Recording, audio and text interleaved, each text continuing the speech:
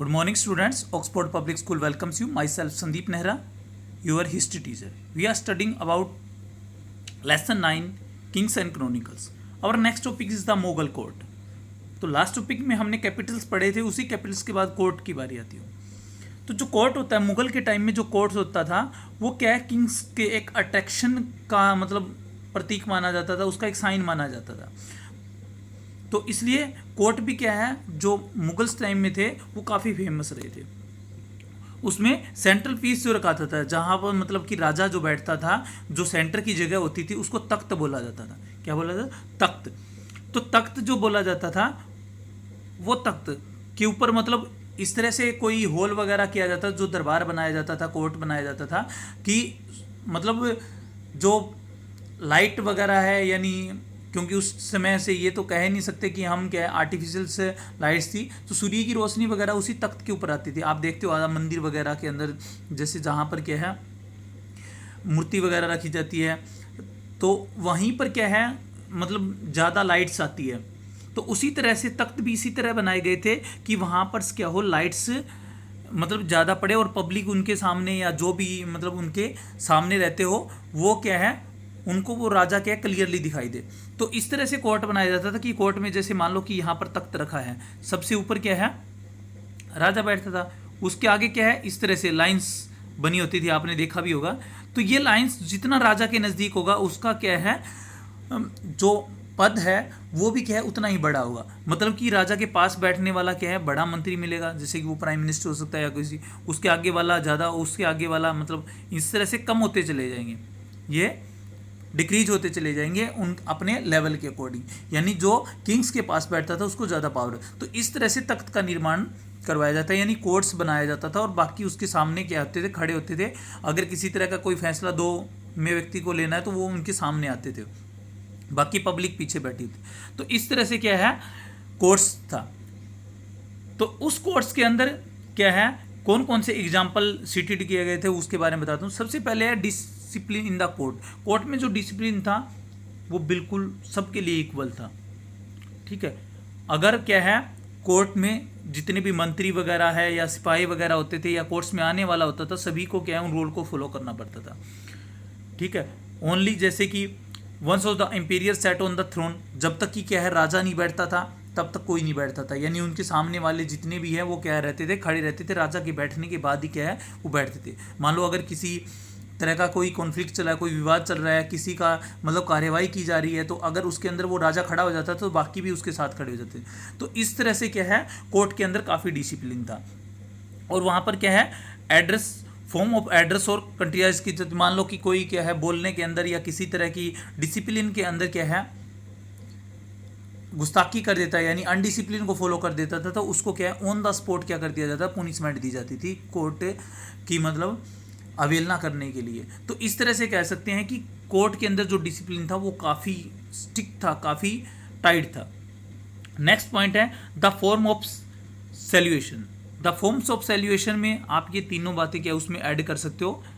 तो the forms of salutation में सबसे पहले है हाई फॉर्म्स ऑफ सबमिशन, यानी कि फॉर्म ऑफ सैल्यूएशन यानी सैल्यूट करने का। आप मतलब अगर कोई फिल्म इनके ऊपर मुगल्स एम्पायर के ऊपर अकबर वगैरह की देखोगे तो आप देखते हो कि जो सैल्यूट करने के तरीके थे वो अलग अलग थे। तो सैल्यूट करने का जो तरीका था, हाई फॉर्म्स ऑफ सबमिशन मानी जाती थी, वो सीजदा मानी जाती थी, जिसमें बिल्कुल दंडवत लेट करके, बिल्कुल मतलब जो ज़मीन होती थी उसके ऊपर सो करके क्या है वो क्या है राजा को प्रणाम करता था, वो क्या है सीजदा कहलाती थी, यानी हाई फॉर्मेशन ऑफ सबमिशन, या आप सैल्यूटेशन भी बोल सकते हो। यानी इसका सबसे बड़ा तरीका माना जाता था सीजदा। सीजदा के बाद क्या है, आपको शाहजहाँ के टाइम में 3 मिलेंगे, चहार, तस्लीम और ज़मीन। चहार में थोड़ा सा झुक करके हाथ पीछे करके करते थे, तस्लीम में आदाम की तरह करते थे, ज़मीन बस के अंदर क्या है ज़मीन को चूम करके क्या राजा को क्या है सैल्यूट किया जाता था। तो ये 3 तरीके शाहजहाँ के टाइम में भी अपनाए जाते थे, जिसको चहार, तस्लीम और ज़मीन।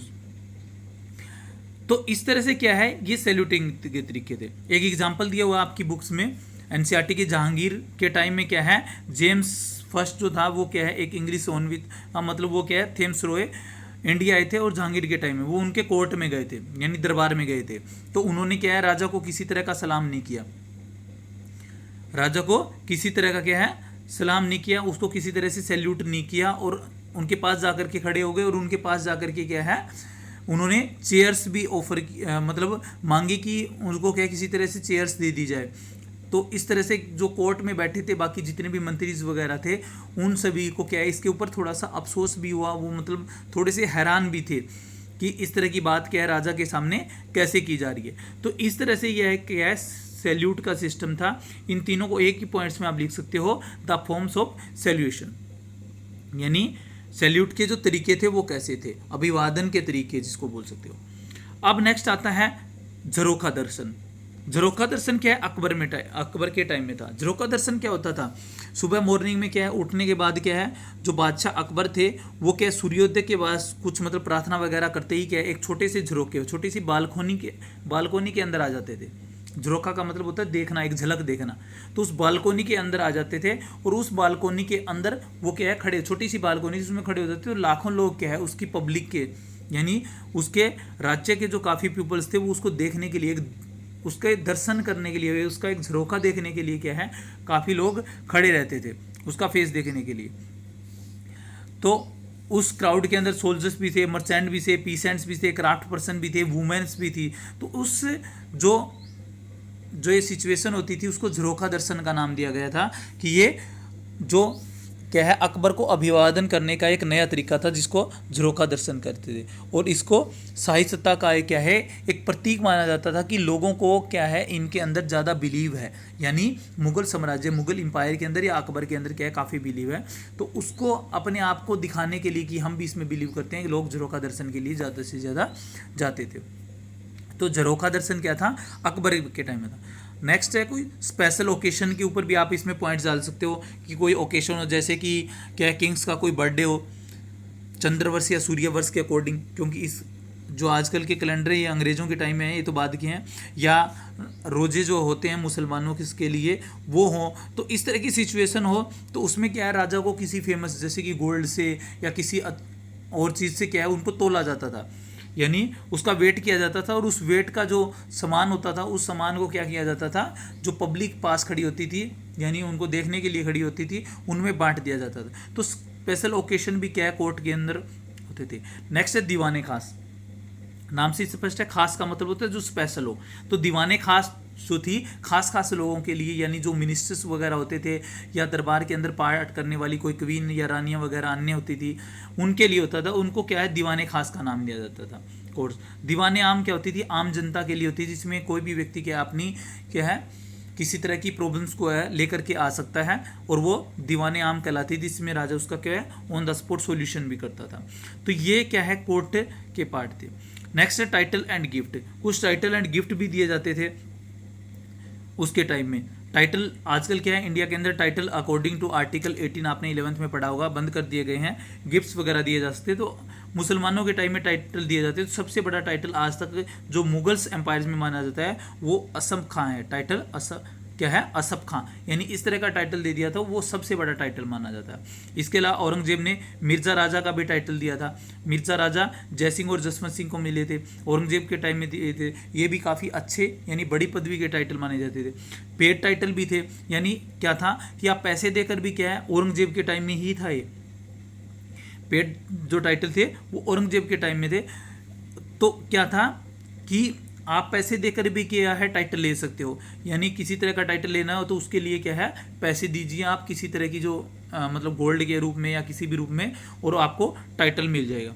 इसके अलावा क्या है रोब ऑफ ऑनर, यानी अगर क्या है राजा के कपड़े, राजा ने जो कपड़े पहने 2 या 3 बार यूज़ करके जो कपड़े किसी को गिफ्ट कर दिए तो वो भी एक तरह की क्या थी उपाधि थी। वो व्यक्ति अपने आप को क्या है खुश नसीब मानता था। सरफा मतलब जो ओढ़ने का कपड़ा होता है साफे की तरह होता है, इस तरह से सर्स और